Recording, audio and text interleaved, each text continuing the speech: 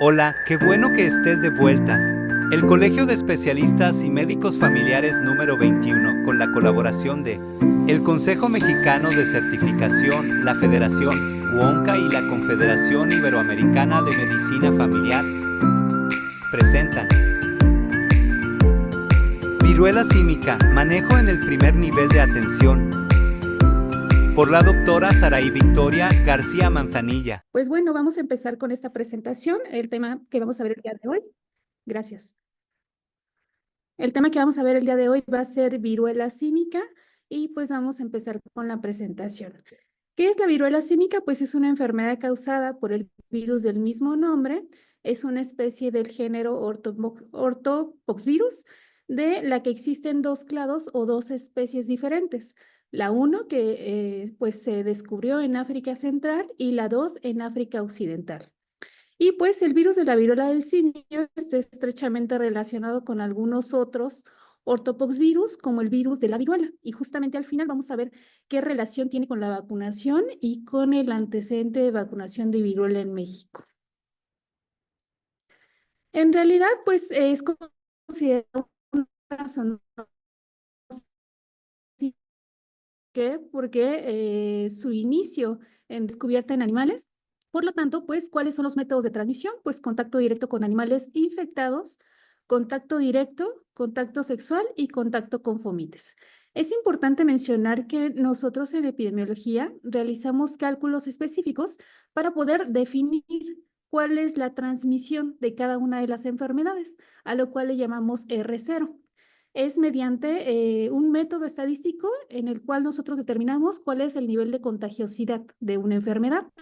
Es importante mencionar que en el caso de viruela símica, el R0 o el índice de contagiosidad es de 2.13. Es decir, que por cada un caso que tengamos nosotros vigente, va a poder infectar a 2 personas más. Esto toma mucha relevancia debido a que hay otras enfermedades las cuales ya tienen calculado su R0, por ejemplo, varicela, y su R0 es de 14. Esto quiere decir que a pesar de que es una enfermedad pues contagiosa debido a las lesiones, no es tan contagiosa como otras. Y precisamente por eso el contacto o el método de transmisión tiene que ser contacto muy estrecho. Eso es importante que lo divulguemos y que lo hagamos de conocimiento a todos nuestros pacientes, debido a que precisamente por los factores de riesgo pues una situación de discriminación con esos pacientes, ¿no? Y justamente el tener a un lado a un paciente con viruela símica o que sea parte de nuestra familia no quiere decir que necesariamente nos pueda contagiar, debido a este bajo índice de contagiosidad y por supuesto que no hay ninguna forma de aislarlo, o sea, en realidad el índice de contagiosidad es bastante bajo y el contacto tiene que ser súper estrecho para que se pueda contagiar a alguna otra persona. Es importante mencionar también que el periodo de incubación va de 5 a 21 días, es bastante amplio. Por lo tanto, pues esta transmisión pues se puede extender muchísimo, ¿no? En el caso de aquellos pacientes que tengan contacto con fomites o, por ejemplo, pacientes que sean chef o manejen el contacto directo en superficies, pues es importante saberlo. Como toda enfermedad tenemos un periodo prodrómico, es decir, en el cual se está haciendo pues el periodo de infección o viremia y dura de 1 a 5 días. ¿Qué puede pasar en este periodo? Pues justamente, ¿no? Que el paciente tenga malestar general, fiebre, cefalea, mialgias, artralgias y pues aún no sepa cuál es la enfermedad que se está incubando, ¿no? Precisamente se puede presentar a la consulta únicamente con este malestar general y pues nosotros como médicos de primera atención, pues podemos confundirlo con muchas enfermedades, ¿no? Pero es importante pues hacer justamente la investigación del caso, preguntarle algunos otros factores de riesgo para nosotros podernos dirigir hacia un diagnóstico. Y pues finalmente del día 5, perdón, al día 14, tenemos el exantema, que más adelante lo vamos a ver. Estas imágenes se las puse porque es importante para conocer la evolución de la enfermedad y pues justamente tenemos del día 0 al día 1 la infección, del día 1 al día más o menos 7 se da la viremia primaria con la replicación viral del sitio primario. Generalmente pues son órganos linfoides, por lo tanto se presenta en piel. Sin embargo, también la replicación está en todos los tejidos, que generalmente pues son riñón e hígado. Y pues aquí las consecuencias es un periodo febril o hiperplasia linfoidea. Precisamente por eso en nuestros pacientes pues vemos aumento de los ganglios linfáticos. Y pues justamente posteriormente del día 7 a el término de la enfermedad se da una viremia secundaria en donde hay replicación viral en tejidos diana terciarios, que pues generalmente es piel, por eso la sintomatología principal que son las lesiones, riñón y corazón. Y pues justamente hay manifestaciones mucocutáneas, en este caso en pacientes que tienen inmunocompromiso o que tienen algunas otras comorbilidades, puede haber lesiones orgánicas y sistémicas. Hasta el momento no se ha investigado de forma pues muy exacta cuáles son las complicaciones posteriores a esta enfermedad, como muchas otras enfermedades que apenas estamos conociendo precisamente y que en pacientes que tienen inmunocompromiso o que ya tienen una lesión de estos órganos, pues por supuesto que se pueden complicar y pues necesitar atención médica de segundo o tercer nivel. Y pues en el 100% de los casos que hemos tenido de función es justamente por complicaciones de estos órganos, no precisamente por la viruela símica, sino por complicaciones anexas. Y pues finalmente, en la parte de abajo vemos cuál es la evolución con respecto a la inmunidad. Y pues aquí podemos visualizar que del día 0 al día 15 que aparecen las lesiones, pues justamente comenzamos a tener un incremento de la replicación viral. Precisamente por eso, en el momento de la aparición de las lesiones, podemos determinar la existencia del virus a través de una PCR y posteriormente tenemos un descenso de la viremia a la semana 4, en donde precisamente ya el caso clínico finaliza, las lesiones pues sanan completamente, ya no hay transmisibilidad y el paciente pues comienza a recuperarse clínicamente. Sin embargo, de la semana 2 a la semana, pues en realidad hay estudios que dicen que hasta la semana 10 o 12, sin embargo, todavía pues esos estudios de corte están en proceso y existe todavía la presencia de IgM, es decir, de la infección propiamente aguda hasta X tiempo. Todavía las inmunoglobulinas de memoria permanecen durante años, ¿no? Eso es lo que nos quiere decir, es que justamente estos pacientes, si vuelven a tener el contacto con la enfermedad, puede ser que las lesiones ya no sean tan, tan aparatosas, ¿no? Que el cuadro clínico ya no sea tan aparatoso, sin embargo, sabemos que el sistema inmunológico, pues, es un misterio, ¿no? Y precisamente por esto, cada caso va a ser diferente debido a la introducción que fue poca o que apenas está en nuestro país, pues puede ser que veamos la evolución de los casos en el tiempo, que tal vez las lesiones que estamos viendo ahorita en unos años ya no sean las mismas o que estos pacientes lleguen más complicados, ¿no? Generalmente en estas enfermedades infecciosas de reintroducción o de introducción nueva, pues es importante verificar cómo se van a ir comportando a lo largo de los años y pues a irnos adaptando justamente a las complicaciones y al tratamiento. Entonces, pues esto es bastante nuevo y vamos a ver cómo se comporta a lo largo de los años. Es importante manejar definiciones operacionales porque por supuesto que no todos los casos que se presenten en la consulta tienen el apego a estas de viruela símica. Puede confundirse con múltiples enfermedades y pues tenemos que conocer cuál es nuestra guía para poder determinar si estamos frente a un caso de viruela símica o tenemos que ser precavidos y tenemos que esperar a la evolución clínica para determinar un diagnóstico.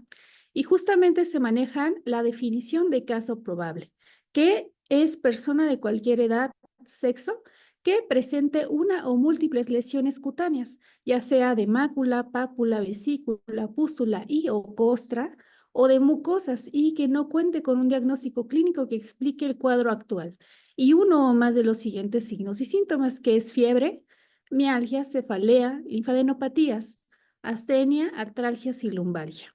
Y por supuesto que en personas con inmunocompromiso, la presencia de uno o múltiples lesiones cutáneas con las mismas características, sin presencia de otros signos, se considera como caso probable. Esto generalmente en pacientes que viven con VIH o con alguna otra comorbilidad infecciosa, en donde sabemos que su sistema inmune ya está comprometido y que tal vez no va a responder de la misma manera que un paciente sano, digamos de esta manera. Ahora es importante pues aquí hacer el interrogatorio, ¿no? Justamente si nuestro paciente nos comenta que tuvo contacto con algún paciente, con algunas lesiones, que hay algún caso cercano a él, por ejemplo, de varicela. Sabemos que varicela, a pesar de que el grupo afectado es niños, la varicela está presente también en adultos y se comporta de manera diferente. Este es un cuadro diferencial. Entonces tenemos que hacer interrogatorio exhaustivo y ser precavidos con la determinación de la enfermedad, porque de aquí se detonan varias acciones epidemiológicas. Y el caso confirmado, pues por supuesto que va a ser un caso probable que cumpla las características previas, con un resultado de muestra positivo a virus de viruela símica procesado por el INDRE, que es nuestro laboratorio regidor en México, o de los laboratorios verificados y capacitados para el diagnóstico. Aquí les puse un resultado real del instituto, en donde de primera instancia ponen el ensayo que se realiza, el kit o equipo, el cual ya está certificado por el INDRE, la fecha de resultado y el resultado. Y justamente aquí podemos visualizar que la fecha de resultado es 27 de junio, no tiene relevancia, que el resultado se determina como positivo o negativo y que aparte se hace una determinación genética del virus, y justamente esto para poder visualizar el comportamiento de la introducción de esta enfermedad y verificar qué acciones hacemos como epidemiología o salud pública. Y pues hasta el momento es del oeste del África. Es decir, es la cepa menos infecciosa, menos contagiosa, que tiene menos efectos clínicos y que tiene menos complicaciones. Hasta el momento, nuestra cepa circulante en México es esta y no hay ninguna mayor complicación o alerta, ¿no? Hace un par de semanas o inclusive meses, estuvimos viendo en las noticias, ¿no? O en medios sociales, en donde hablaban de la introducción de una cepa más peligrosa, ¿no? Y pues todos nos comenzamos a alarmar. Sin embargo, esta cepa aún no ha llegado a México. Todavía está en circulación, por supuesto, en África, en Europa, pero esta todavía no se encuentra en México. Y precisamente esa es la investigación que se hace a través del laboratorio. Todas las muestras que ustedes envíen, se hace una detección adicional para determinar cuál es el clado o la clase y verificar qué acciones están haciendo en México. Ahora, nosotros más adelante vamos a ver cuál es el protocolo estándar. Sin embargo, de forma general, es importante que conozcan cuáles son las características de la muestra. Como sabemos, es una enfermedad que tiene lesión. Por lo tanto, la toma de muestra es de la lesión. Y en el caso que no existan las lesiones aún o que las lesiones no sean tan aparatosas o disponibles para la toma de muestra, se toma un exudado faríngeo al 100% de los casos con la definición operacional de caso probable. Entonces, las muestras de elección son hisopado de las lesiones cutáneas, ya sea vesículas, pústulas o ambas, inclusive hasta costras, se encuentran ahí todavía los virus, y se entenderá como sinónimo hisopado y exudado de las lesiones cutáneas. Y pues en el caso del exudado faríngeo se va a utilizar cuando para el diagnóstico de casos probables cuyo estadio de la lesión es un tipo mácula, es decir, únicamente vemos la lesión rojiza, elevada, pero aún todavía no hay una vesícula con los virus, y en donde no es posible la toma de la muestra de lesiones en el momento de la atención o al momento de que se le cite al paciente. Puede ser que nuestro paciente acuda ya en estadios pues más lejanos o ya más cerca de la curación y pues ya no tenga las lesiones disponibles, por lo tanto se le va a tomar exudado faríngeo. Y pues realizar la investigación de contactos, ya sea intradomiciliarios y extradomiciliarios, incluyendo contactos de la unidad médica de atención. En el 100% de los casos probables se le toma la muestra. Como habíamos comentado, esto no es para alarmarse debido a que su R0 es bastante bajo. Esto quiere decir que no porque hayamos tocado una lesión o hayamos explorado un paciente, pues nos vamos a contagiar, por supuesto que no, pero pues tenemos que tomar en cuenta varios factores, ¿no? El hacinamiento, la actividad económica del paciente, pues algunas otras situaciones más para que determinemos que es un contacto probable, ¿no? O que posiblemente vaya a desarrollar la enfermedad más en otro tiempo, ¿no? ¿Y cuáles son las lesiones? Este es un reto para el médico en general, porque las lesiones pueden tener diferentes estadios y pues siempre en la consulta nos llega una lesión, ¿no? Y todo mundo, pues en realidad se altera, ¿no? Porque no sabemos de qué enfermedad se trate. Podemos tener muchas otras variables, ¿no? Que pueden afectar la evolución de las lesiones. Sabemos que hay pacientes que se colocan métodos, remedios, cremas, y esto, pues por supuesto que no nos deja ver una lesión del libro y eso dificulta mucho el diagnóstico. Y pues andamos preguntando, ¿no? Inclusive entre nosotros, ¿qué crees que sea? Es bastante complicado y muy interesante de cómo afecta esto a nuestro quehacer médico, ¿no? Y pues las lesiones de la piel aparecen de forma secuencial. Primero tenemos una lesión tipo mácula y pápula, vamos a ver una lesión elevada, rojiza, tal vez dé un poco de comezón o tenga un malestar localizado. Posteriormente ya vemos el desarrollo de la vesícula, ya vemos ahí la lesión elevada, transparente, que se puede romper, por supuesto, a la manipulación y que esto incrementa la contagiosidad. Los pacientes, pues por el prurito, rompen estas lesiones y traen los virus en todos lados, ¿no? En ropa, uñas y pues precisamente ese es el momento de mayor contagio de la enfermedad. La pústula, esta lesión ya sanó, sin embargo, todavía se presenta elevada y rojiza.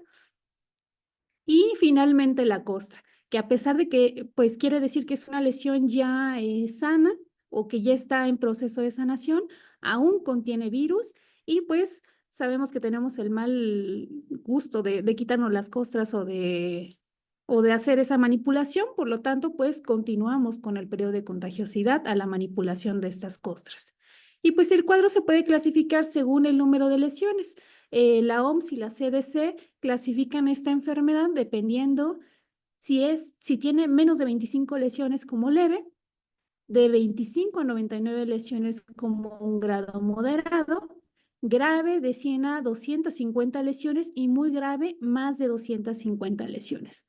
Por supuesto que esta evolución tiene que ver con el estado inmunológico del paciente, con la edad, con algunas otras comorbilidades y pues justamente de esto depende el periodo de contagiosidad, el tiempo que va a tardar el paciente en recuperarse, en sanar, el tiempo en el que nosotros vamos a determinar que es necesario la incapacidad para que este paciente termine su periodo de recuperación.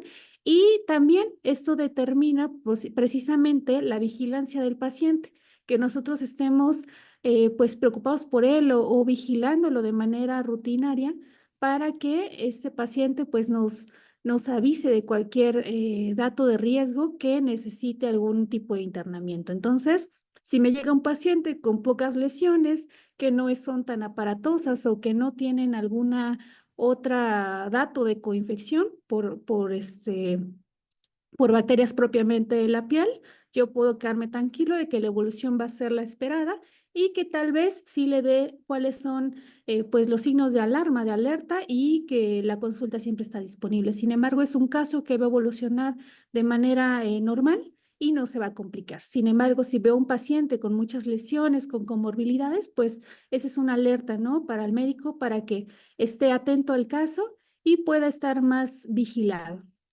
Aquí en el tratamiento, pues es importante mencionar que a pesar de que muchos médicos utilizan antivirales precisamente por la acción de disminución de la viremia y así la mejora del caso clínico, pues no se recomiendan. En realidad no hay ningún antiviral específico para viruela símica y únicamente es el manejo de las lesiones y síntomas, así como aislamiento para evitar la propagación. Y en este caso, pues por supuesto que si es un paciente trabajador, pues la incapacidad del trabajo para que no transmita, para que le demos su periodo de recuperación y terminemos con este caso clínico. Esta es una imagen de nuestra delegación. Yo estoy en la delegación sur. Es una imagen de un paciente que tiene como comorbilidades, vive con VIH. Es un masculino de 35 años. Y si se dan cuenta, a pesar de que las lesiones, este paciente llegó al hospital a segundo nivel a los 21 días de inicio de la enfermedad aproximadamente. Si se dan cuenta, ya en este caso, si tuviéramos un caso de libro, ya tendría por qué estar en el estadio de costra, ¿no? Precisamente porque lleva al término de su enfermedad. Sin embargo, la comorbilidad de VIH pues hace que las lesiones persistan, que se vean más aparatosas y que la recuperación pues sea más lenta. Y pues aquí podemos ver inclusive gomas, ¿no? Todas las lesiones, toda la evolución. Arriba podemos visualizar la mácula pápula, la elevación. Más adelante están las vesículas en la parte inferior, vemos costras, vemos cicatrices. Esto pues es un reto, ¿no? Para la clínica, porque nosotros conocemos el cuadro clínico del libro, sin embargo, esto ya nos confunde, ¿no? Nos puede confundir y podemos pues pensar en algunas otras enfermedades. Sin embargo, en la medicina actualmente las lesiones no se están dando de esta manera. Este es un caso muy particular. Los vamos a ver como las imágenes pasadas y pues precisamente este paciente acudió directamente a segundo nivel debido a descompensación de su cuadro clínico. Ya comenzó a tener otras coinfecciones, candidemia oral, llegó sangrando de cavidad oral, por lo tanto, pues necesitaba una atención de segundo nivel. Las lesiones pues no eran precisamente lo que le llevaba a atención clínica. Pero pues recordemos que este paciente tenía VIH, por lo tanto pues su sistema inmunológico no iba a responder de manera cotidiana, ¿no? ¿Cuáles son las acciones del médico familiar? Pues precisamente evaluar el caso, darle la consulta, tratar de hacer conciencia en las medidas de precaución, otorgar tratamiento sintomático únicamente si tenemos prurito, pues antihistamínicos, si hay fiebre, antitérmicos o antiinflamatorios, darle medidas generales para evitar la complicación de las lesiones por sobreinfección. Recuerden que todavía tenemos esas malas costumbres de colocar cremas, remedios y eso pues incrementa el riesgo de complicación de las lesiones y pues por supuesto de evolución del caso, ¿no? Esas lesiones ya no van a sanar de forma natural y se van a ir complicando. Solicitar la toma de muestra por laboratorio en conjunto con el servicio de epidemiología. Notificar el caso a epidemiología para que haga el estudio epidemiológico, la notificación a las coordinaciones delegacionales, coordinar junto con laboratorio el envío de muestra, recepción del resultado y a su vez cuando él ya tenga el resultado se los va a notificar a ustedes para que ustedes pues terminen justamente ese caso y ese seguimiento y puedan tener la confirmación de un estado clínico, ¿no? Entonces, sabemos que la norma oficial mexicana de vigilancia epidemiológica refiere que no es necesario tener un médico epidemiólogo para que haga estas acciones. Cualquier médico tratante puede realizarlas. Sin embargo, pues creo que en la Ciudad de México y en otros estados tenemos la fortuna de tener epidemiólogos en todos los servicios. Sin embargo, pues pueden estar de vacaciones, puede tener pues otras situaciones por las cuales no esté presente. Por lo tanto, nosotros como médicos tenemos que realizar todas estas acciones. Sin embargo, pues por supuesto que la toma de muestras siempre compete al laboratorio y en cuestión a el registro en plataforma, el director siempre tiene una contraseña alterna para que terminemos este proceso. Entonces, lo más importante pues es evaluar el caso, darle cuáles son los síntomas o signos de alarma y notificar para que se detonen todas las acciones conducentes y terminemos por completar esa vigilancia. Es muy importante que ustedes conozcan el resultado final, ¿no? Porque precisamente esto nutre nuestras acciones y nuestra forma de verificar los casos o de comportarnos con los casos más adelante. Entonces, es como terminar ya un caso, cerrarlo y nosotros pues aprender del mismo. Por eso es importante que conozcamos el resultado. Ahora, es importante mencionar que esta enfermedad no es nueva, a pesar de que redes, y medios sociales hicieron una alarma hace un par de meses debido a al incremento de casos, pues esta enfermedad pues no es nada nueva. Se desconoce la investigación y justamente el primer caso humano de viruela símica se notifica en República Democrática del Congo en 1970. Recordemos que esta nación es sumamente castigada por muchas infecciones zoonóticas. Sin embargo, pues tiene muchas características que permiten esa transmisión, ¿no? Ahora, el 23 de julio del 2022, el director general de la OMS declara el brote multinacional y una emergencia de salud pública de importancia internacional, precisamente por el incremento de casos y por la salida de estos casos a otras naciones. El 11 de mayo del 2023, el director general declara que Mpox ya no constituye una emergencia de salud pública de importancia internacional por la disminución de casos.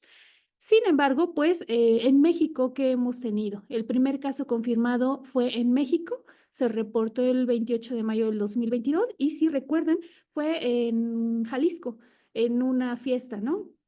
Precisamente compuesta por la mayor cantidad de hombres que tienen sexo con hombres, precisamente por eso se clasificó esa enfermedad relacionada a ese grupo de riesgo. Sin embargo, pues más adelante conocimos que no es un riesgo, sin embargo, no es una condición necesaria para la enfermedad. Y el primer caso confirmado en el instituto fue reportado el 13 de junio del 2022 por la delegación Jalisco y precisamente venía del mismo sitio.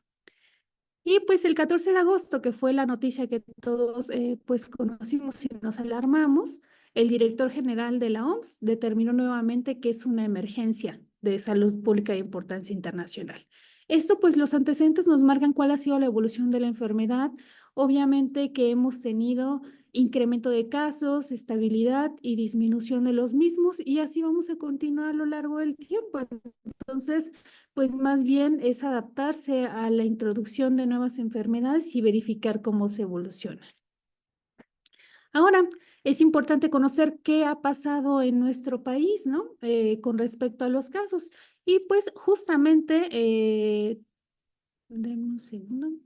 Justamente con respecto a los casos, hemos tenido en 2022, que fue la introducción a nuestro país, 1,633 casos confirmados por laboratorio, por supuesto que muchísimos más notificados. Y en 2023, 129 casos confirmados. Por lo tanto, pues aquí podemos ver que a pesar de que hubo una introducción hace 2 años, la evolución pues no ha sido alarmante. Sí vemos un incremento de casos en la semana 26 a 50 del 2022, que fue la primera vez que tuvimos los casos en nuestro país. Sin embargo, pues a lo largo de todo el 2023 ya no hubo casos confirmados o muy pocos, ¿no? Y precisamente ya en 2024, esta imagen es hasta la semana 30, pero más adelante vamos a ver hasta la semana actual, los casos ya son muy, muy pocos. En realidad, para nuestro país, a pesar de ser una enfermedad que es notificada por otras naciones como una emergencia, para nosotros no lo es. Sí tuvimos una introducción, pero pues precisamente porque todo se comienzan a detonar otras acciones de prevención, esta enfermedad pues ya no es una emergencia para nosotros. Y precisamente aquí les pongo el gráfico ya hasta la semana 37 del 2024, en donde hasta el momento tenemos 27 casos confirmados en el IMSS. Y pues precisamente como les comentaba, ya no es una emergencia de salud pública para nosotros. Va a haber casos, va a continuar a haber casos. Sin embargo, la evolución pues ya no es un problema, ¿no? Y justamente vemos cuál es pues la presencia durante todas las semanas. Vemos que aparentemente no hay ninguna situación que se relacione con las épocas o con las temporadas. Sabemos que, por ejemplo, varicela, que es una enfermedad también infecciosa y contagiosa, tenemos más brotes en el periodo invierno-primavera, que se comporta de una forma estacional. Esta no es así. Tenemos casos en todas las semanas epidemiológicas sin ningún otro comportamiento. Y pues lo que quiere decir es que vamos a seguir teniendo casos en la consulta de manera esporádica y precisamente esto nos da la oportunidad de poderlos analizar hasta el final de la resolución del caso. Y pues precisamente en el país en 2024 la incidencia es muy baja, 0.6. Vemos que en el mapa colorimétrico la mayor incidencia se localiza en Baja California Sur con 1.23 casos. Recuerden que aquí tenemos algunos otros factores que nos permiten la evolución de la enfermedad y es que pues hay mucha migración, hay mayor incidencia de otras enfermedades infecciosas como VIH y la condición de migración, ¿no? Entonces, en el norte las enfermedades infecciosas se van a comportar de manera diferente. Y justamente en otros estados, pues la incidencia es variable, muy, muy acercada en realidad entre ellos. Y precisamente en Ciudad de México, por las características de movilidad y de hacinamiento, pues la incidencia es de 0.06. Y pues aquí vemos la delegación. Estamos hablando del IMSS, sin embargo, es muy parecida a la nacional y la tasa de incidencia. Baja California Sur con 1.23 y le sigue justamente Quintana Roo con 0.73. Ahí pues tenemos otras condiciones que hablan del comportamiento de la enfermedad, que es justamente la visita de personas extranjeras, la hotelería, justamente las situaciones de vacaciones, ¿no? De turismo, que eso incrementa, por supuesto, que la circulación de la enfermedad. Y pues estos son los estados que tenemos que tener en mayor vigilancia, debido a que, pues precisamente por el comportamiento de migración o de visitas de extranjeros, puede haber introducción de otras cepas y pues por supuesto que el comportamiento va a cambiar. Pero pues justamente esa es la vigilancia que se está realizando hasta el momento para poder determinar cuál es la cepa que está circulando en nuestro país y cómo nos podemos enfrentar a condiciones posteriores.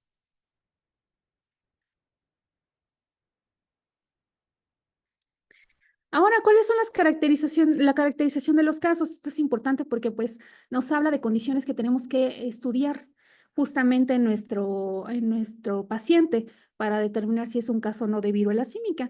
Y pues en este caso que el instituto tiene 27 confirmados, pues en realidad la caracterización vemos que es muchísimo el porcentaje de personas del género masculino, son 26 contra 1 del género femenino. Por lo tanto, pues es nuestro primer punto de alarma, ¿no? Paciente masculino que llega con lesiones, tengo que pensar en viruela símica. Y pues precisamente la edad juega un papel muy importante y eso pues por la actividad sexual, ¿no? Que vemos que es otro factor relacionado, no de riesgo, pero sí relacionado a la enfermedad. Y pues vemos que la mayor cantidad de casos se encuentran en un grupo etario de 30 a 34 años. Aquí se encuentra el único caso de mujer y todos van en ese grupo de edad, ¿no? Y pues es importante también verificar que sí tenemos casos en mayores de 60 años y precisamente aquí nos habla de otros componentes, ¿no? Que es la edad avanzada y pues tal vez las comorbilidades, ¿no? Lo que permite que el paciente sea un foco más claro de infección, ¿no? O que pueda transmitirse de manera más fácil que en otros grupos etarios. Y pues es importante mencionar que el 81.5 de los pacientes declararon orientación sexual hombre que tiene sexo con hombre. Esto pues a pesar de que no es un condicionante, sí es un factor de riesgo importante por el contacto directo y estrecho. Y pues el 100% de los casos confirmados se identificó en la clase 2, que es la de África Oriental y que es la que está circulando en nuestro país. Entonces, hasta el momento, pues estamos bastante estables con respecto a la circulación de la cepa. Y pues también es importante verificar cuáles son las comorbilidades, ¿no? Ya que nos habla de los factores de riesgo y justamente de la evolución de los casos. Aquí tenemos que de los 20, algunos otros presentaban una neoplasia, que en este caso eran los pacientes mayores de 60 años. Uno de ellos comentó tener diabetes mellitus en tratamiento. algunos otros tenían algunas otras enfermedades infecciosas propiamente relacionadas con su actividad sexual, que es sífilis y gonorrea. Y pues es importante porque nosotros tenemos que determinar cuáles son los factores condicionantes o relacionados a la enfermedad y poder determinar pues nuestro diagnóstico, ¿no? Y el 14.8 de los casos confirmados no refieren a alguna comorbilidad. Sin embargo, recuerden que esto fue por interrogatorio directo, por lo tanto, si nosotros escarbaríamos más en los padecimientos, puede ser que encontremos alguna otra enfermedad que condicione el riesgo de infección y por supuesto que la evolución de los casos. Ahora, pues es en realidad el comportamiento que hemos tenido en nuestra delegación. Lo puse para conocimiento únicamente porque no tiene ninguna relación con respecto a los factores de riesgo, pero pues aquí nos comportamos de manera muy similar a la nacional. La mayor cantidad de casos es en hombres, que es el 89.4%. De igual forma, nos encontramos entre el rango de edad de 41 a 30 años. La mayor cantidad, pues, de los casos confirmados, que son 3, corresponden a esta edad y todos son hombres. Y precisamente aquí el 100% son hombres que tienen sexo con hombres. ¿Cuáles son las acciones de vigilancia epidemiológica que tenemos que hacer? Pues identificar al 100% de los pacientes que cumplen la definición operacional, que ya la vimos, realizar el estudio epidemiológico por médicos tratantes en el caso de que no exista el servicio de epidemiología en nuestra unidad médica, notificar vía plataforma, que esto pues le compete al encargado de la vigilancia epidemiológica de nuestra unidad, registrar todos los casos en el informe semanal, que esto lo hace propiamente el encargado de la vigilancia epidemiológica de la unidad y que notifica cada semana el comportamiento de su unidad médica. Tomar las muestras de las lesiones, ya sea de las lesiones si son posibles o del éxodo faríngeo, en el 100% de los casos. En el caso de brotes por viruela símica, pues notificar de manera inmediata. Hasta el momento no hemos tenido brotes más que el de Jalisco, que fue la introducción de la infección. Notificar la ocurrencia de defunciones por probable viruela símica. Hasta el momento el país no ha tenido ni una defunción relacionada con viruela. Recuerden que las defunciones no son propiamente por viruela, sino se encuentran relacionadas. Más bien es por complicación de otras enfermedades de base. Y pues ante las defunciones, el personal tendrá que determinar y a realizar un resumen clínico para recabar pues toda la información necesaria y enviar en tiempo y forma. Realizar la investigación de contactos, esto pues por supuesto para tener un efecto positivo en la disminución de la transmisibilidad y el seguimiento de los contactos por 21 días contados a partir de la última exposición, con el caso para identificar de forma oportuna la aparición de casos secundarios, ¿no? Y pues precisamente vamos a ver lo que tiene que ver con la vacunación. Ya sabemos que a cualquier introducción de enfermedad infecciosa, todo el mundo quiere vacuna, todo el mundo se alarma, ¿no? Y vienen algunas otras comentarios en relación a que el país tendría que tener la vacuna, que qué está haciendo las autoridades para tener esta vacuna. Sin embargo, pues recordemos que la incidencia ha sido muy baja, que la complicación ha sido bastante baja, que no ha habido defunciones, que los casos se localizan en mayor proporción en pacientes que tienen, hombres que tienen sexo con hombres, que en realidad todas estas situaciones son necesarias para poder determinar una decisión en salud pública y que pues finalizan con la introducción de la vacuna y la vacunación en masa, ¿no? Por lo tanto, esta enfermedad no cumple todos los requisitos o no tiene el impacto necesario para que el país compre la vacuna, inicie con campañas de vacunación y sea obligación de forma pues bastante controlada y pues vamos viendo la evolución por supuesto de los casos, ¿no? Y la introducción de otras cepas. Y pues es en el comunicado 131 del año 2024 en donde el gobierno de México nos refiere que COFEPRIS autoriza el registro sanitario a la vacuna contra mpox. Recordemos que esta vacuna ya estaba disponible en Europa y en Estados Unidos, siendo los primeros países en autorizarla España y Estados Unidos y Canadá. Y pues justamente que esté autorizada no quiere decir que esté disponible. Únicamente esta vacuna está disponible en el medio privado y la compra es muy, pues cuidada, ¿no? Tiene que cumplir ciertos requisitos el paciente para que el proveedor te pueda vender la vacuna. No puede haber vacunación indiscriminada debido a que, pues, las naciones hacen la fabricación de esta vacuna, que es en Europa, en Austria, y precisamente la mayor cantidad de biológico se va a las naciones con mayor cantidad de casos, que en este caso, pues, es República Democrática del Congo. Son acciones de salud pública internacionales, así se determinan, por lo tanto, la cantidad de vacuna disponible para las demás naciones, pues, es muy poca y la regulación, pues, tiene mayor relevancia. Y pues justamente entra al dossier para verificar la autorización de esta vacuna el 3 de septiembre. Comienza a hacer la revisión técnica y científica de la vacuna. Ya hay una evaluación de seguridad, calidad y eficacia.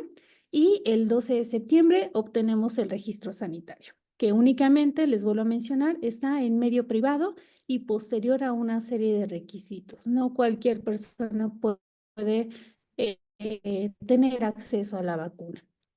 Y pues aquí en el mundo es la vacuna Jynneos, que cumple todos los requisitos y que fue autorizada. Y la vacunación puede utilizarse de forma primaria o revacunación en el caso de los casos que ya hayan vacunado en otros países. Y está indicada únicamente para personas adultas de 18 años en adelante con un alto riesgo de exposición al virus. Y justamente aquí la CDC la recomienda en pacientes que tienen alto riesgo, es decir, hombres que tienen sexo con hombres o precisamente pacientes que tienen contacto directo con otros casos ya confirmados. Y pues se llevó a cabo un proceso proactivo de acompañamiento regulatorio con el laboratorio fabricante para facilitar el acceso a la vacuna y no se recomienda su uso en población general, incluyendo niños, mujeres embarazadas o en lactancia, debido a que es una vacuna, pues que a pesar de que es segura y tiene una calidad alta y una eficacia, tiene muchos efectos adversos. Y justamente esto pues puede tener un rechazo justamente en la vacunación en masa, ¿no? Y no es necesaria la vacunación debido a que, comentamos nuevamente, el R0 es bajo, las condiciones pues relacionadas a la infección son muy específicas y la transmisibilidad no tiene ningún riesgo para nuestra población.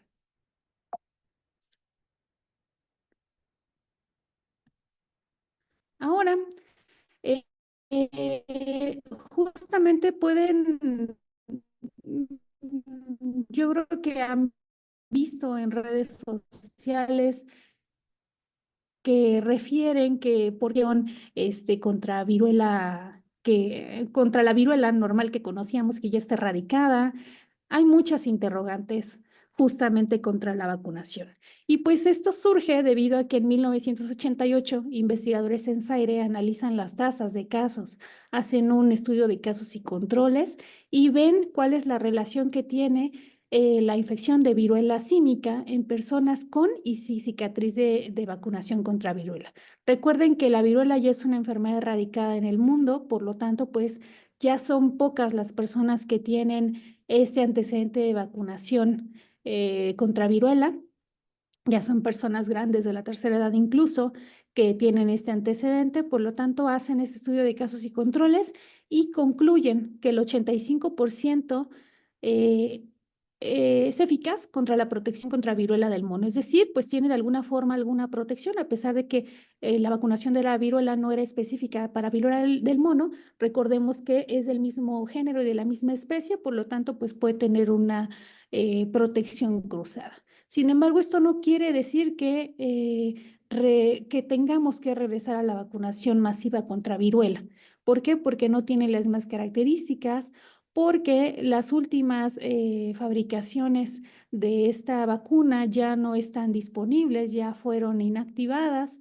¿Por qué? Porque ya no es una enfermedad masiva y porque tiene muchos efectos adversos esta vacunación. Y pues para recordar que la viruela fue oficialmente declarada erradicada por la OMS en 1980, sin embargo, en nuestro país se erradicó en 1952, precisamente con la presentación del último caso en San Luis Potosí, en 1951. Entonces, todas aquellas personas que fueron adultas en ese entonces pueden tener el antecedente de vacunación y tal vez eso los proteja de forma un estudio muy específico para conocer esta relación. Hasta el momento no se tiene información precisa que nos dé pauta para hacer una vacunación masiva de ninguna de las dos cepas, por supuesto. Y pues el último lote de vacuna contra viruela se elaboró en México en 1985 y como les comento, pues por caducidad se inactivó totalmente. Por lo tanto, en el país y en muchos países no existe ya esta vacuna.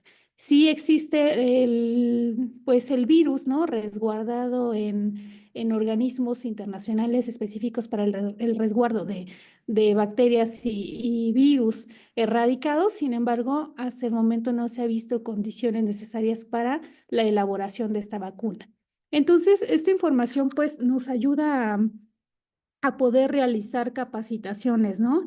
Y mencionarles a familiares, a personal de la salud propiamente, ¿no? A nuestros compañeros de trabajo, a pacientes, el por qué no se está vacunando, el por qué no es una emergencia en salud pública, el por qué sí tenemos que ver los casos y sí tenemos que hacer la vigilancia epidemiológica, pero que no compromete a nuestra evolución de los casos, no va a ser una emergencia y pues es una enfermedad hasta el momento en control.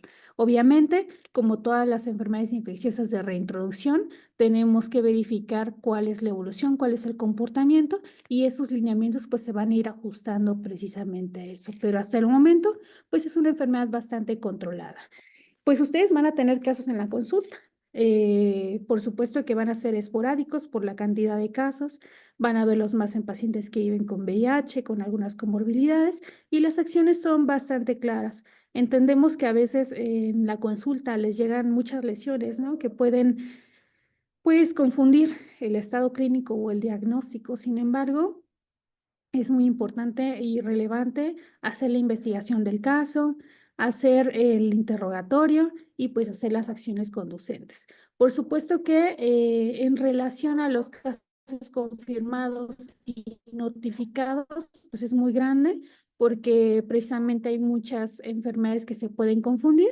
Sin embargo, pues hasta el momento la vigilancia epidemiológica en México ha tenido muy buenos resultados. Tenemos bastante control en esta enfermedad y pues precisamente vamos a ver más adelante qué enfermedades pueden tener algún efecto directo. Y justamente esto nos lleva a otra situación. ¿Cómo no saber o cómo tener la certeza de que la pandemia pasada que tuvimos en México no está afectando justamente este comportamiento, ¿no? Porque sabemos que el sistema inmunológico de muchas de las personas que fueron infectadas está todavía en recuperación. Sabemos que hubo muchas complicaciones en otros órganos que pudiesen estar afectando, ¿no? El comportamiento de algunas otras enfermedades. Entonces, pues justamente estamos en un momento de esperar y seguir investigando cuál es el comportamiento de las enfermedades, cómo va a afectar el sistema inmunológico del país con la reintroducción de algunas otras y pues estar atentos, ¿no? Y eso es todo. No sé si tengan alguna pregunta, alguna duda, alguna anécdota que podamos platicar ahorita en este momento. Colegiados, ¿alguna duda o pregunta, comentario que tengan acerca de este tema? Por mientras tenemos aquí ya un comentario en el chat donde nos ponen, solo me queda una duda, ¿está comprobado que realmente es el contacto con roces de las lesiones? El 100% de los contagios que hemos tenido solo es contacto sexual y es en la comunidad LGTB+. No es en lo que quieras solo hacerlo en esa comunidad, pero es por cuestión de no cuidado al tener relación y promiscuidad. Sí, pues en el caso de los pacientes que tienen ese factor de riesgo, justamente, pues es las características, ¿no? Tienen lesiones, no, estas lesiones no son motivo de disminución de la vida sexual activa, ¿no? Ellos continúan con su vida sexual activa y el roce muy estrecho y continuo de las lesiones con mucosas o con algún tipo de solución de continuidad de la piel incrementa muchísimo el riesgo. Entonces, que yo toque directamente una lesión, eso no tiene ningún riesgo para mí, pero sí el contacto pues muy directo, ¿no? Y justamente con mucosas y pues algunos otros comportamientos sexuales variados, ¿no? Que tenemos en esta comunidad. Muchas gracias, doctora. Tenemos una participación, doctora Karina.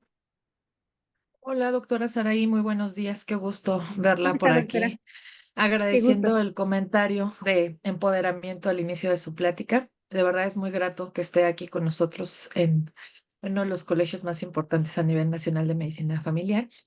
Y bueno, yo tengo dos situaciones. Una, sin duda, el médico epidemiólogo, nuestros compañeros especialistas son dentro del equipo multidisciplinario en las unidades de primer nivel, con quienes más deberíamos de tener contacto. Sin embargo, lo sabemos usted y yo que a veces trabajamos en forma muy separada.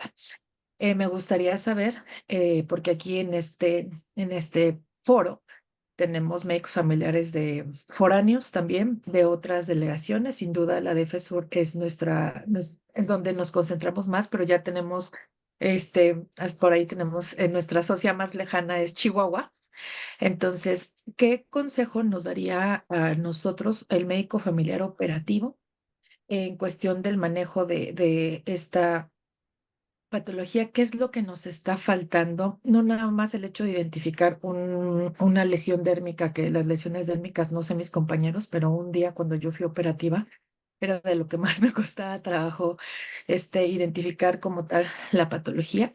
Y la otra pregunta es, porque aquí también hay muchos directivos, como directivos de primer nivel, ¿qué es lo que nos está faltando? Me queda claro que la UATSUR es de las que más identifica o de las que más registra, pero en forma general, ¿qué es lo que nos está faltando para poder tener una vinculación? Porque como bien usted dice, ahorita nos presentó un caso de segundo nivel que fue muy sonado para nosotros, pero ¿qué es lo que nos está faltando como directivos?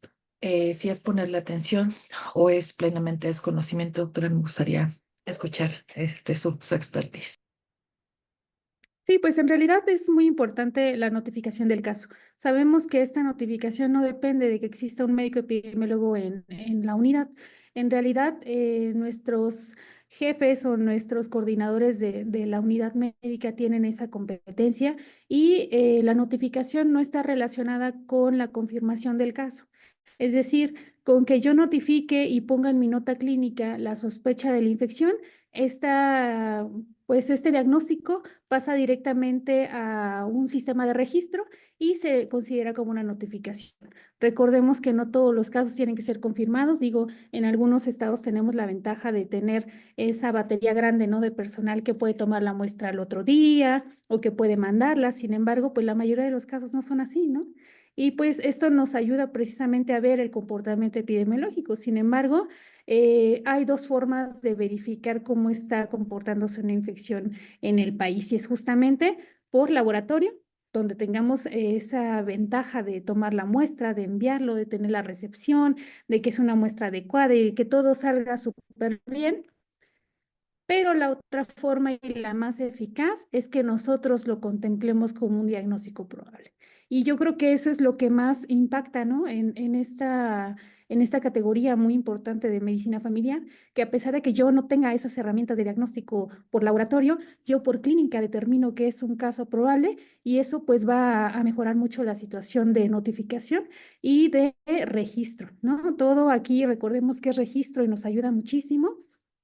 Y pues precisamente, a pesar de que la norma oficial mexicana nos dice que cualquier médico puede hacer una vigilancia epidemiológica, sabemos que hay situaciones en la operatividad que no nos permite darle ese tiempo a los casos, ¿no? Todo el mundo quisiera que el coordinador clínico o que el director pare sus actividades, haga la vinculación del caso, se ponga a registrar el estudio epidemiológico, pero pues sabemos que no es así. Entonces, la única fortaleza que como médicos familiares tienen ustedes es en registrar el diagnóstico y que se vaya pues a registros, ¿no? De información e impacte justamente en las enfermedades notificadas. El SUIBE, que es el semanal, nos permite que, por ejemplo, si yo tengo un caso en la tarde o en la noche en urgencias, yo lo ponga en mi glosa o en mi nota y este registro se va para el otro día en Arimague o en el sistema de información necesario. Entonces, no es una enfermedad que tenga que notificar de forma inmediata, ¿no? Como algunas otras que sí tenemos en México. Entonces, pues esto nos permite tener esta vigilancia continua y pues en el caso de que no se pueda realizar la toma de muestra, pues es un caso que perdimos como vigilancia de laboratorio, pero que sí mantenemos como registro, ¿no? Y precisamente es imposible, y lo veo yo como epidemióloga con otros epidemiólogos en la unidad, es imposible que nosotros a veces decimos, pues yo le dejo el stock de estudios epidemiológicos, pero ¿cuántos estudios epidemiológicos son? ¿No? Ustedes tendrán que tener ahí su archivo y buscar, ah, pues es este, ¿no?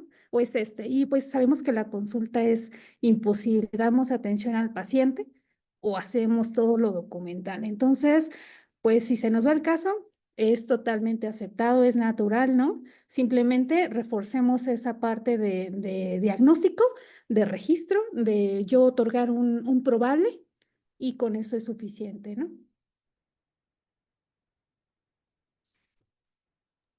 Muchas gracias, doctora Saraí. Y si hice esa pregunta precisamente porque hasta que uno no lo vive, no lo tomas en cuenta. Como bien dice la doctora, compañeros todos, a veces nos da miedo el hecho de poner pues como dice la doctora, un probable o una sospecha o tan solo poner el diagnóstico. Todos lo hemos vivido. Su servidora le tocó pues cuando recién empezó esta patología estando todavía en unidad. Y cuando uno ya está en el macros y necesita tener información de las fuentes primarias y se da cuenta que el subregistro va a ser un problema, siempre va a ser un problema, en esta patología pues hay decisiones que se toman, como bien dice la autora, mencionaban la situación de la vacuna, que son tomas de decisiones muy importantes a nivel nacional. Entonces yo como agradeciéndole, doctora Saraí, de verdad que me da mucho gusto o una grata sorpresa prender la computadora y ver que está aquí con nosotros porque tengo el gusto de conocer su excelente trabajo. No dejen de registrarlo por miedo a que su jefe le diga que hay que hacer seguimiento o que lo citen o que la cuestión de la incapacidad o que se va a quedar ahí un diagnóstico de miedo o que la delegación los va a ir a visitar, no sé, muchos mitos que se tienen todavía con este tipo de patologías. Yo sí les agradecería mucho el hecho de que lo registren. La doctora, agradezco mucho que haya tocado ese tema de segundo nivel porque fue un tema muy sonado, doctora, que tristemente las unidades de segundo nivel eh, y con todo el conocimiento que tengo en este momento, en la coordinación de unidades de segundo nivel, el poder tener un registro no es tan posible si las unidades de medicina familiar no nos ayudan a identificarlo de primera instancia. Entonces, si tienen alguno, chicos, por favor, regístrenlo porque para la toma de decisiones eh, en segundo nivel también es muy importante. Doctora, un placer, muchísimas gracias y le mando un abrazo muy fuerte. Muchas gracias igualmente. Y pues de verdad, sin ningún problema, es información que no es de nosotros. Vamos a compartir la presentación para que la ocupen, obviamente con todas las consideraciones. Y también que quedo atenta con mi teléfono. Digo, yo creo que es importante entre nosotros tener redes y a veces tengo mucho contacto con los médicos operativos en donde tienen alguna duda y pues a mí yo encantada de participar con ustedes. Entonces, siéntanse en la libertad de solicitar asesoría, digo, en lo que pueda, uno no es experto, pero trata de investigar un poquito más y consideren la ayuda disponible, ¿no? Porque siempre es bueno tener redes. Así es, doctora, muchas gracias. Muy cierto, doctora Saray. Hasta luego, que estén muy Y, bien a todos. Muchas gracias. permítame, doctora. Tenemos todavía comentarios en el chat que gustaría leérselos. En este caso también vienen felicitaciones. Muchas gracias por la ponencia.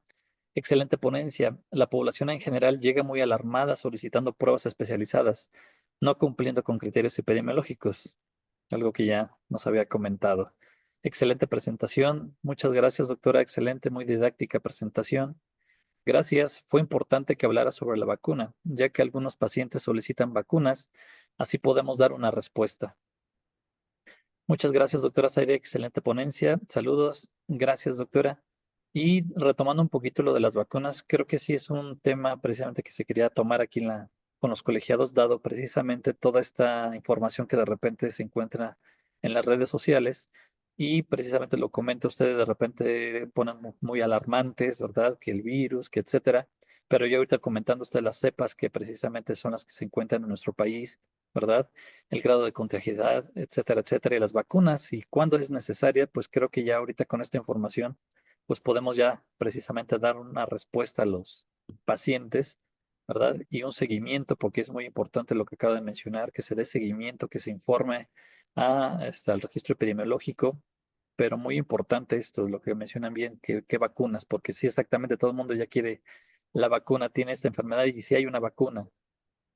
Entonces, de casualidad podría comentarnos, nos dijo que está en el medio particular, más o menos habrá precios, dónde en dado caso, porque hay población que a veces, pues sí quiere estos datos y a veces sí la quiere adquirir.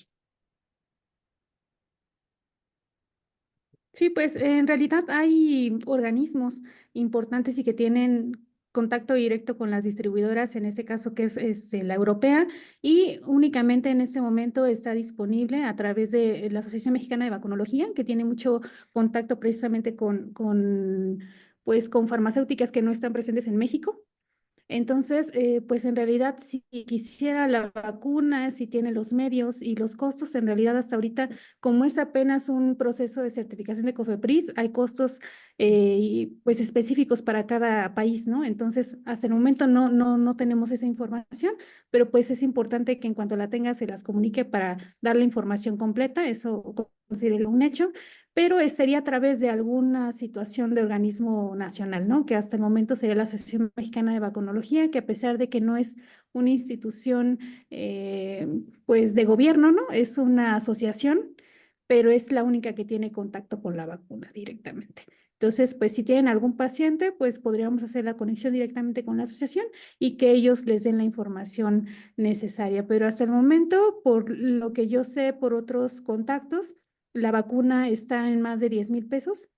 Generalmente, pues tiene que tomar, pues sí tiene que haber una solicitud oficial, tiene que haber un aval médico para que compren la vacuna, la traigan, ¿no? Y se aplique en un consultorio privado. Entonces, hasta el momento, pues es bastante complicada la vacunación y pues no creo que sea tan fácil, ¿no? Tener esa disponibilidad, pero si en algún caso llegan a tener un paciente que lo requiera aún así, porque tenemos pacientes así, ¿no? Que no les importa el precio o las condiciones, pues podemos hacer la vinculación y también, pues es importante que también un día, tengamos ese contacto con la asociación para que nos platique de esas vacunas. Muchísimas gracias, doctora. Y sí, porque ahora con el COVID, por ejemplo, yo sí, en la clínica en que me encuentro, pues muchos inclusive hasta se iban a Estados Unidos para aplicarse la vacuna, ¿no? Y como si nada, pues voy aquí, es casi como si fuera a la esquina, ¿no? Tan cerca, pero pues vean también cuánto costaban los boletos, ¿no? Del avión, tampoco pues no son, digo, tampoco en comparación con esto que me dice 10,000 pesos un aproximado, pero pues sí existen pacientes que son capaces y algunos pueden pagarlo. Pero bueno. Continuando leyendo los comentarios, nuevamente felicidades por tocar puntos importantes sobre esta enfermedad que ha causado alarma en la población en general. Otro comentario nos ponen, se debería de poner en una balanza entre ponerse la vacuna y los síntomas que tiene la viruela, ya que los efectos secundarios, como nos los mencionó, pues creo que también igual son bastantes. ¿Y alguien más, doctores? ¿Alguien más que tenga algún comentario, alguna pregunta, alguna duda?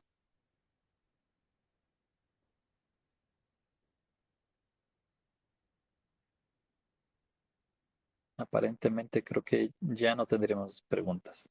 Entonces, doctora Sarey, pues un gusto tenerla con nosotros en este día y pues nuevamente pues quedan las puertas abiertas para cualquier otro tema y pues muchas gracias.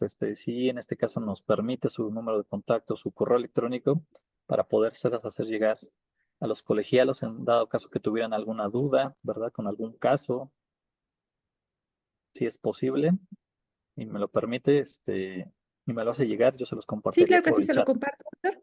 Ujú. Sí, claro que sí, pues agradezco mucho la oportunidad. Recordarles que ustedes son la base de la atención médica de primer nivel de todo el país y pues la verdad es que es un gremio bastante, eh, pues tiene muchos retos, ¿no? Agradecemos su trabajo siempre y sin ustedes pues la salud pública y la atención médica en el país no sería la misma. Muchísimas gracias y un abrazo a todos. Muchas gracias, doctora.